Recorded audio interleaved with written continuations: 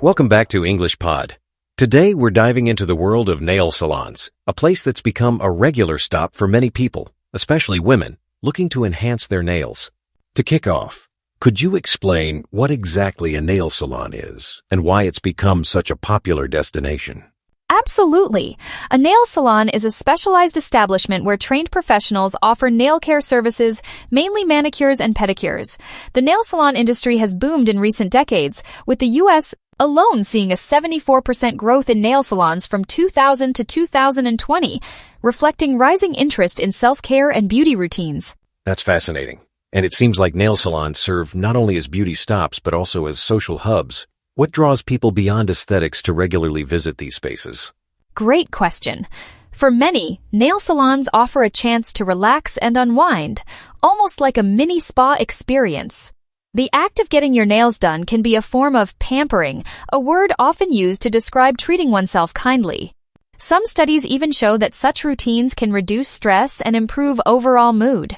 So, it's not just about looking good, but also about feeling good. Let's transition into the vocabulary and roles involved in a typical nail salon visit. Since there are many unique terms and jobs here, there's a lot of specific language used at nail salons. Let's start with the basics. What's the difference between a manicure and a pedicure?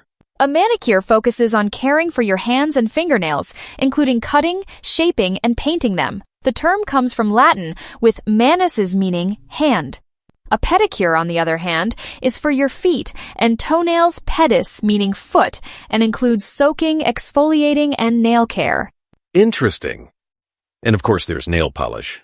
But I've always wondered why we don't just call it paint. What's special about nail polish compared to regular paint? Nail polish is formulated with specific chemicals to adhere to keratin, the protein in your nails, while remaining flexible and shiny. Unlike wall paint, it must be safe for skin contact and resistant to chipping. For example, most contain film-forming agents and plasticizers to ensure durability and gloss. That makes a lot of sense. Now, who are the professionals performing these services, and what tools do they use beyond just brushes and polish? The primary professional is called a manicurist. Their toolkit includes nail files, gritty boards to shape nails, gently cuticle pushers, and sometimes electric buffers. A nail file works like sandpaper, gradually smoothing and shaping without causing damage, which is essential for both appearance and nail health. Let's walk through a typical manicure process. What are the main steps a client can expect, and why are each important? The process usually starts with cleaning and soaking the hands to soften the skin.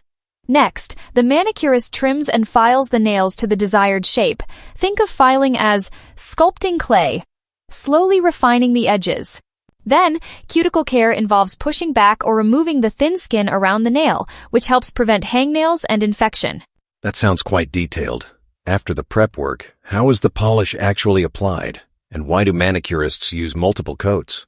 Applying nail polish typically involves a base coat to protect the nail, followed by 2 or more color coats for vibrancy, and finally a top coat for shine and protection.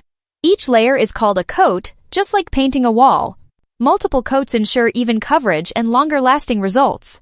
Are there any risks if these steps aren't followed properly?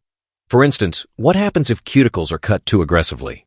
Excellent point. Improper cuticle care can lead to infections or nail damage. That's why manicurists are trained to sanitize tools and only remove dead skin. Also, skipping the base coat can cause nails to stain or weaken, so each step has a protective function. Now, let's address hygiene and health in nail salons. With so many tools and close contact, what standards are in place to protect clients? Salons must follow strict sanitation protocols, including sterilizing instruments and using disposable items when possible.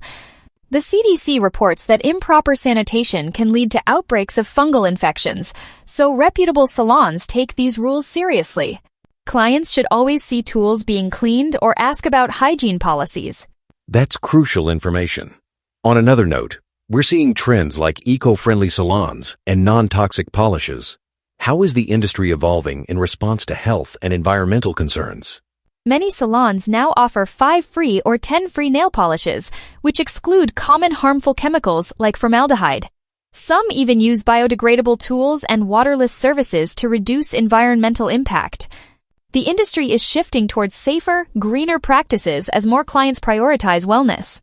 Lastly, for those who enjoy at-home manicures, what tips would you give to ensure both effective results and safety? Use clean, sharp tools, avoid cutting live cuticle tissue, and opt for acetone-free polish remover to minimize nail dryness. Taking breaks from polish can also help maintain nail health. Remember, the goal is both beauty and well-being. Don't sacrifice health for appearance.